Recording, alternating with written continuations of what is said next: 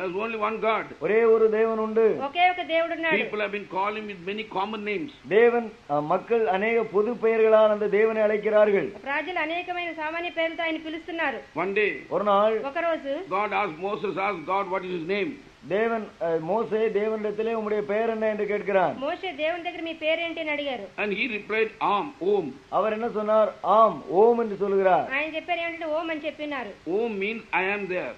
ஓம் என்றால் ஐ ஆம், இருக்கிறவராக இருக்கிறேன் என்று பொருளாகும். ఓం అంటే నేను ఉన్నాను, వస్తూనే ఉన్నానని. That is not a name. அது ஒரு பெயர் அல்ல. అది ఒక పేరు కాదు. Jehovah is not a name. Jehovah என்பதும் ஒரு பெயர் அல்ல. యెహోవా అనేది కూడా ఒక పేరు కాదు. Allah means strong tree. அல்லாஹ் என்றால் பலமுள்ள ஒரு விருட்சம் என்று பொருள். అల్లా అంటే బలమైన ఒక వృక్షం అని పేరు.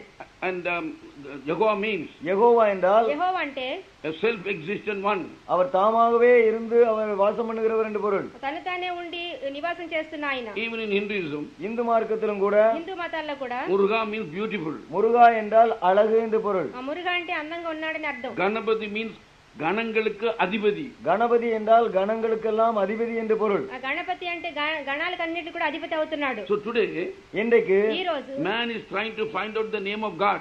மனிதன் தேவனுடைய பெயர் என்ன என்பதை அறிந்து கொள்ள முயற்சிக்கிறான். మనుషుడు దేవుని యొక్క పేరు ఏంటి అని తెలుసుకోవడానికి చూస్తున్నాడు.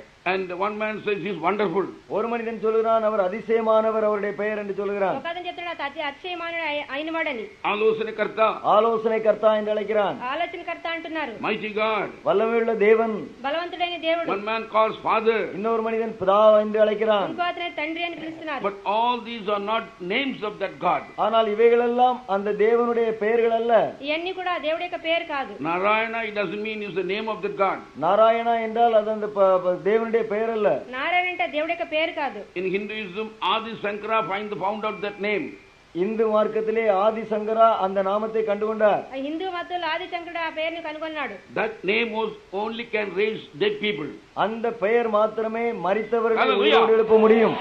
ఆ పేరు మాత్రమే చనిపోయినటువంటిది లేపుతుంది. Not simply any the tellings of because you are a saint or a saffron robe man or a white robe man. நீங்கள் ஒரு பரிசுத்தவானாகவோ அல்லது காவி வஸ்திரம் அணிந்திருக்கிறதுனாலோ அல்லது வெள்ளையங்கி அணிந்திருக்கிறதுனாலோ அது நடந்து பெற்று விடுவதில்லை. మీరు పరిశుద్ధవంతులు లేదా కాషాయ వస్త్రాలు వేసుకున్న తెల్ల వస్త్రాలు వేసుకున్నట్టు కాదు. A man's karma must have gone. ஒரு மனிதனுடைய கர்மங்கள் தொலைந்து போக வேண்டும். ఒక మనిషి కర్మలన్నీ That తొలగిపోవాల్సినది. goes only in that person name of God. தேவனுடைய அந்த சொந்த பெயர்னால் தான் அந்த கர்மங்கள் போகும். దేవుని యొక్క సొంత పేర్లోనే ఆ కర్మలన్నీ పోతున్నాయి. If that name, if you know, your karma goes. அந்த பெயர் உங்களுக்கு தெரியுமானால் உங்களுடைய கர்மங்கள் தொலைந்து போகும். ఆ పేరు మీకు తెలిసినట్లయితే కర్మ అంతా తొలగిపోతుంది. Dead man can rise. செத்தவர்கள் உயிரோடு எழும்ப முடியும். మరణించిన వాళ్ళు తిరిగి లెగుస్తారు. Adi Shankara raised dead people. ஆதி சங்கரர் மரித்தவர்களை உயிரோடு எழுப்பினார். ఆది శంకరుడు మరణించిన వాళ్ళందరినీ లేపి So ఉన్నారు. he sang the song Saundra Lagri, Anand Lagri. ஆகவே தான் அவர் சௌந்தரிய லகரி ஆனந்த லகரி என்ற பாடல்களை பாடினார். అంచేతన సౌందర్య లహరి ఆనంద లహరి అని పాటలు పాడారు.